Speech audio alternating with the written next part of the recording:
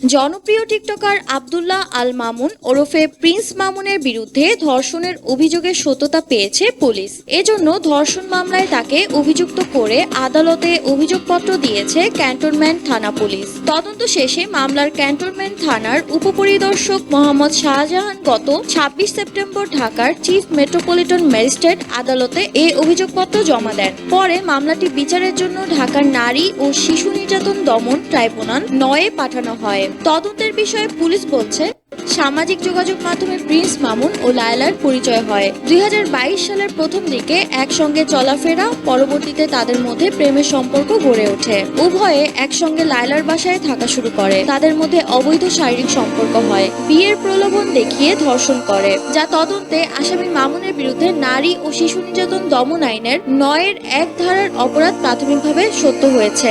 এর আগে গত ৯ জুন প্রিন্স মামুনের বিরুদ্ধে রাজধানীর ক্যান্টনমেন্ট থানায় একটি মামলা করেন লায়লা আক্তার ফরহাদ নামে এক নারী। এই মামলায় মামুনকে গ্রেফতারের পর ১১ জুন আদালতে হাজির করা হয়। তবে শুনানি শেষে আদালত জামিন ও রিমান্ড উভয় নামঞ্জুর করে তাকে কারাগারে পাঠানোর নির্দেশ দেন। মামলার অভিযোগে লায়লা উল্লেখ করেন, মামলার বিবাদী আব্দুল্লাহ আল মামুন ওরফে প্রিন্স মামুনের সঙ্গে আমার গত ৩ বছর আগে সামাজিক যোগাযোগ মাধ্যম ফেসবুকের মাধ্যমে পরিচয় হয়। পরিচয়ের এক পর্যায়ে মামুন আমাকে বিয়ে করবে মর্মে প্রলোভন দেখিয়ে আমার সঙ্গে প্রেমের সম্পর্ক স্থাপন করে। সে আমাকে জানায় তার ঢাকায় থাকার মতো নিজস্ব কোনো বাসা নেই। যেহেতু প্রেমের সম্পর্ক সৃষ্টি হয় এবং মামুন আমাকে বিয়ে করবে বলে জানায়, তাই তার কথা সরল মনে বিশ্বাস করে তাকে আমার বাসায় থাকার অনুমতি দেই। সব শেষ চলতি বছরের ১৪ই মার্চ মামুন আবার ধর্ষণ করে।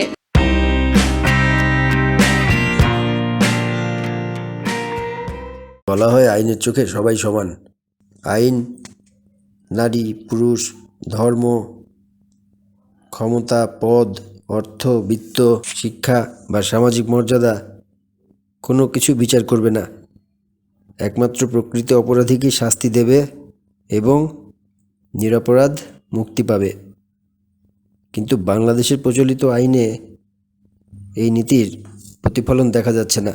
দণ্ডবিধির ৩৭৫ এবং ৪৯৭ ধারায় আইনের চোখে সবাই সমান এই নীতির মারাত্মক বৈষম্য দেখা যাচ্ছে।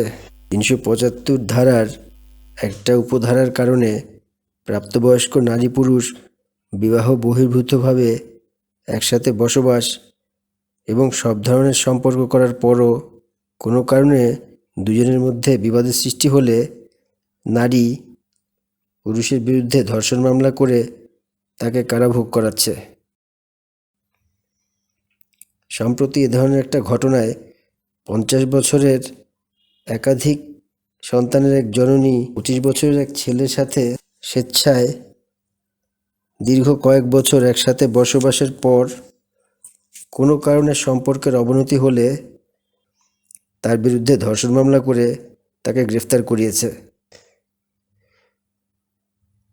এ ধরনের হাস্যকর আইন বর্তমানে পৃথিবীতে শুধু বাংলাদেশেই চালু আছে, যেখানে প্রাপ্তবয়স্ক দুইজন নারী পুরুষ স্বেচ্ছায় একসাথে বসবাস এবং সব ধরনের সম্পর্ক করার পরও তারপর কোনো কারণে বিবাদের সৃষ্টি হলে পুরুষের বিরুদ্ধে ধর্ষণ মামলা করতে পারে।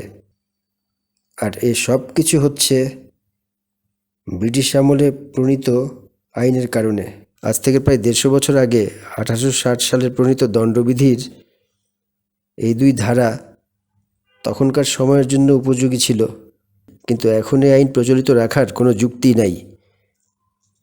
কারণ বাংলাদেশের আর কোনো দিক দিয়ে উন্নতি না হলেও একমাত্র নারী পুরুষের সম্পর্কের ক্ষেত্রেই আরও অনেক বছর আগে থেকেই পশ্চিমের দেশগুলির মতো অবাধ হয়েছে। তাই স্বেচ্ছায় সম্পর্ক করার পর পুরুষকে ধর্ষণ মামলায় অভিযুক্ত করার আইন অবিলম্বে বাতিল করা প্রয়োজন। তবে কোনো পুরুষ যদি ১৬ বছরের কম বয়সী কোনো মেয়ের সাথে প্রতারণা করে এ ধরনের সম্পর্ক করে, তাহলে তার বিরুদ্ধে অবশ্যই ধর্ষণ মামলা হতে হবে। দণ্ডবিধির আরেকটা বৈষম্যমূলক ধারা হচ্ছে ৪৯৭ ধারা, যেখানে বলা হয়েছে বিবাহিত নারীর সাথে সম্পর্ক করলে শুধু পুরুষের শাস্তি হবে, কিন্তু নারী সেই অপরাধে অভিযুক্ত হবে না। এই ধারাটা চরম বৈষম্যমূলক। কারণ প্রাপ্তবয়স্ক দুজন ব্যক্তি স্বেচ্ছায় অপরাধ করার পর শুধু পুরুষ শাস্তি পাবে আর নারী নির্দোষ বিবেচিত হবে, এর চেয়ে বৈষম্যমূলক আইন আর কিছুই হতে পারে না। পৃথিবীর অন্য কোনো দেশে এ ধরনের আইন প্রচলিত নাই।